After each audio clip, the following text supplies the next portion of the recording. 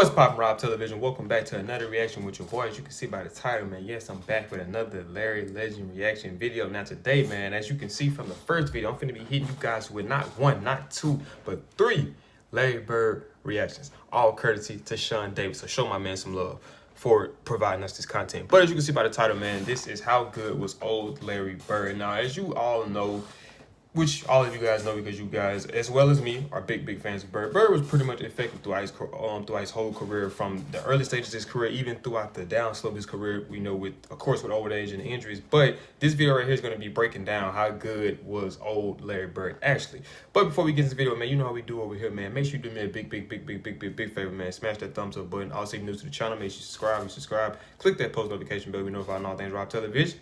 Let's check it out. All right, you guys, do me a big favor, man. Before you get into this video, if you haven't already, man, follow me on all my social medias, Instagram, Snapchat, Twitter. All the links will be down in the description. And if you wasn't notified on this from my previous videos, I also have a PayPal, just in case you guys want to donate. Whatever the amount is, it don't matter. It could be 50 cents. You know what I mean? If you want to donate that, make sure you show me some love on that. PayPal link will be in the description as well. All my links for everything is in the description, man. Make sure y'all show that some love. Let's get into this video.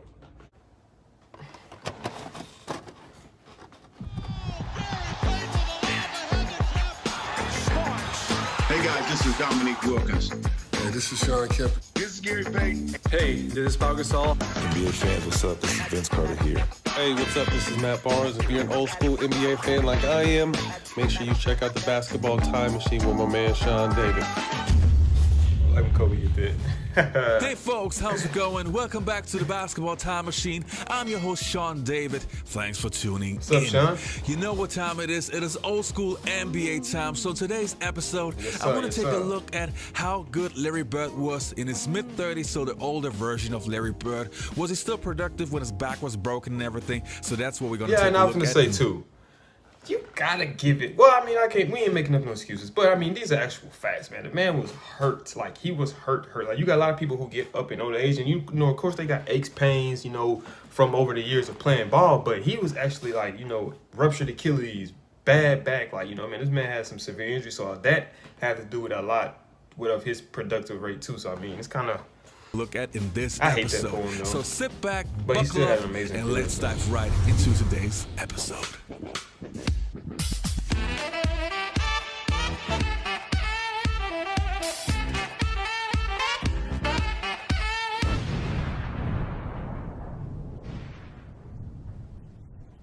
His 13th season with the Celtics. Oh, my bad. Lately, those seasons have been difficult, owing to both back and heel injuries. Back hurts, his cheek is swollen, and he probably feels every one of his 35 years. Jeff Malone back at the Catledge. Bird stripped him. Parrish got the ball. What defense? Beautiful defense. McHale to Bird.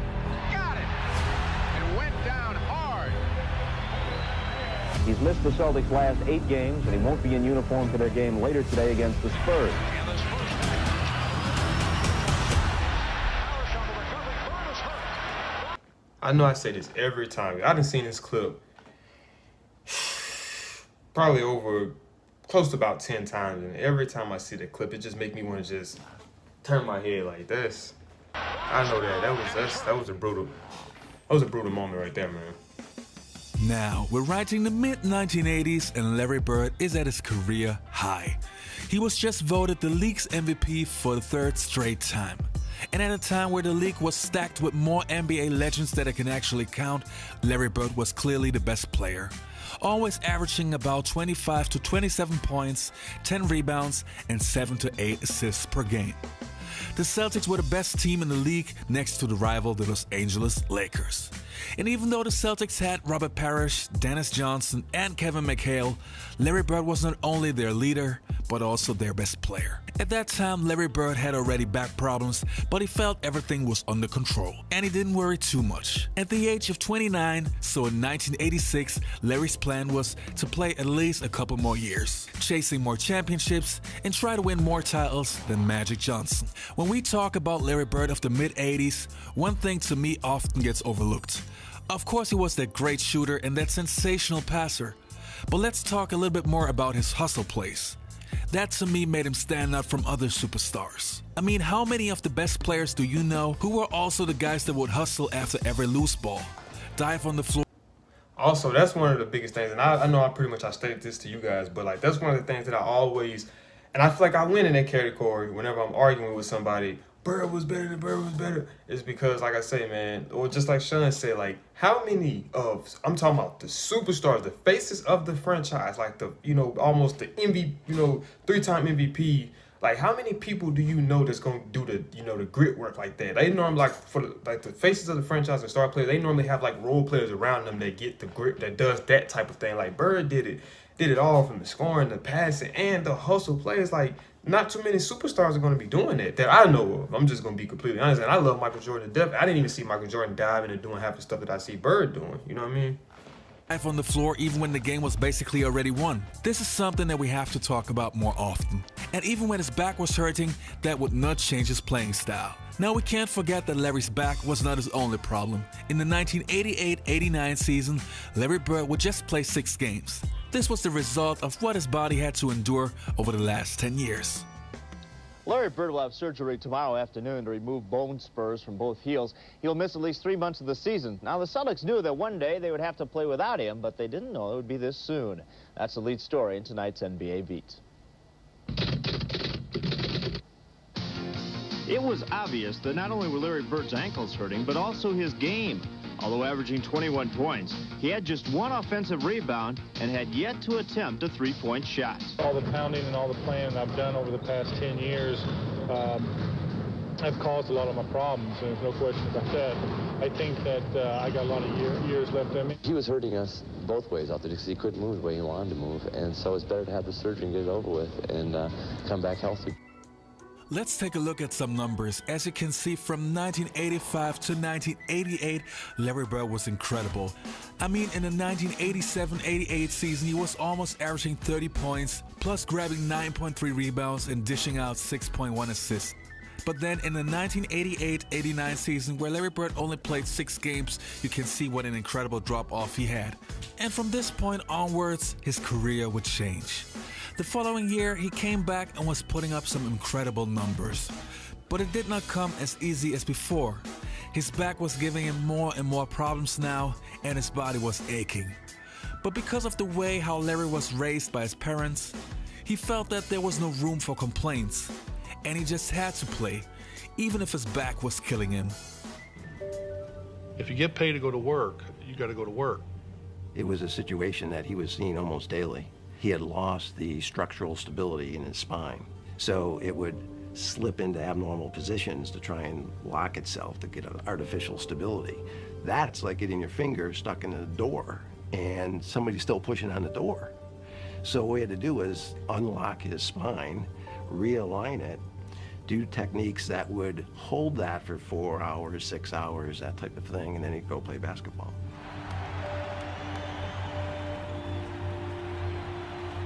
Every time I would play, I was wondering if I was going to be in a wheelchair. Was I ever going to be able to, walk on the beach or hold my kids? His pain and his quest for basketball became all-encompassing. Very few people really knew what Larry was living with, because this was Larry's issue, and there was no sharing of his pain. I probably should have retired in 88, 89, but it's that competition. Maybe one more chance, me and Magic get together in the finals, but it never happened. In the 1991 season, Larry Bird was playing with the aging Boston Celtics team. All the Celtics legends were past their prime, but still Larry Bird had to carry the team on his broken back. But what changed was that he could not do it every single night. He was giving his all, still hustling after every single loose ball, but he now needed more time to get back up. He was averaging around 20 points, 8.5 rebounds, and 7.2 assists. And he was still one of the best players in the league, but you could see that he was in pain. And since this incredible player that seemed invincible for so many years was now human, many of the young up-and-coming players thought that they could destroy Larry Bird. But hey, we're still talking about Larry Legend. Playoffs against the young Indiana Pacers and their brash leader, Chuck Person. Right there, man. Look out, Person puts up a three. He's putting on a show. Go ahead, The series went to a 5th and deciding Ain't game doing nothing, in the Chuck. Boston Garden. But Larry's back was hurting. He spent the night at the hospital in traction, so he had to be in just unbelievable pain. I remember walking in the locker room and I saw Larry before the game, and I said, "How you feeling?" "I'm okay, I guess." Well, he wasn't okay. The guy could barely put his pants on. Well, Larry was determined to be there for his team. Let's see if they go to Person. There he is. Yes! As Bird reached deep into his arsenal to counter Person's long-range barrage, the Celtics held the game even throughout a bitterly contested first half.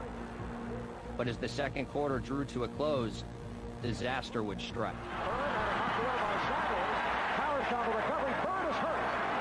One of the most iconic games in history, It was a thud man. when you hit that floor. You heard that boom.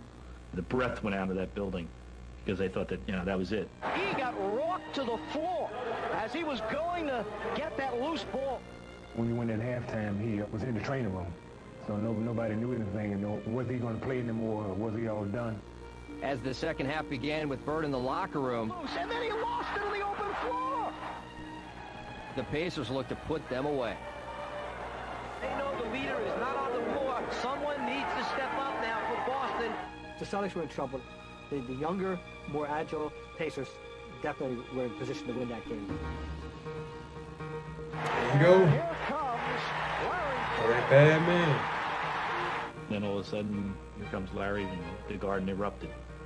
The savior was back. Bird is on the bench.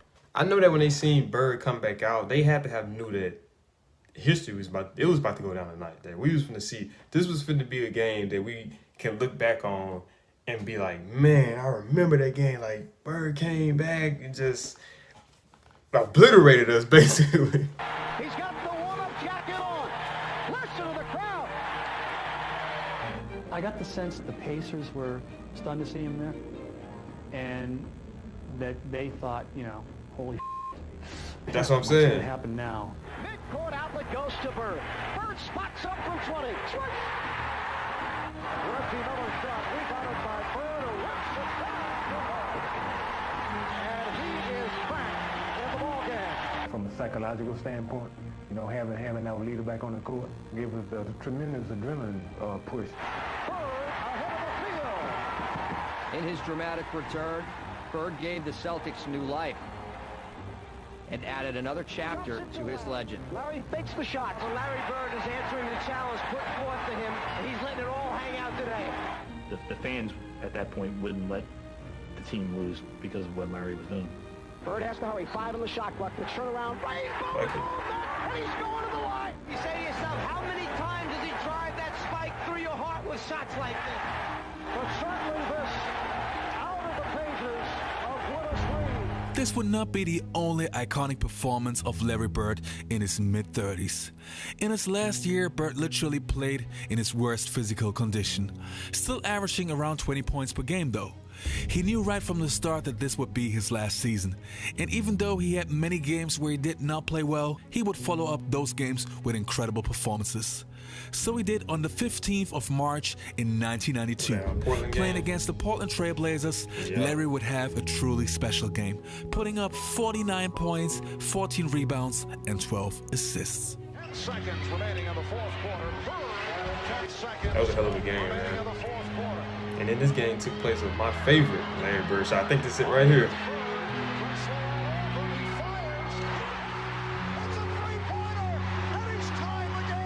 Then in 1992, after playing for the Dream Team and winning the gold medal, Larry Bird ended his NBA career. I don't think this team could beat our 86 team in Boston. That's just because Patrick Ewing's not a real center. I felt that Larry and I developed a very good friendship in Barcelona. It was a lot different than I thought he was. He seemed a lot, very caring, told a lot of jokes. We developed that Harry and Larry routine. He talked a lot of trash, I just wish, Larry, I wish you were still playing so I could pay you back for all the stuff you were telling me this summer in Barcelona. I miss you. wish I could be there with you tonight on your retirement. I want to congratulate you on a fantastic career. You've had a big impact on my life. Looked up to you all the time and your work ethic. Had a great time with you this summer. It's got to be the highlight of my life to get to spend time with the guy that you looked up to so much.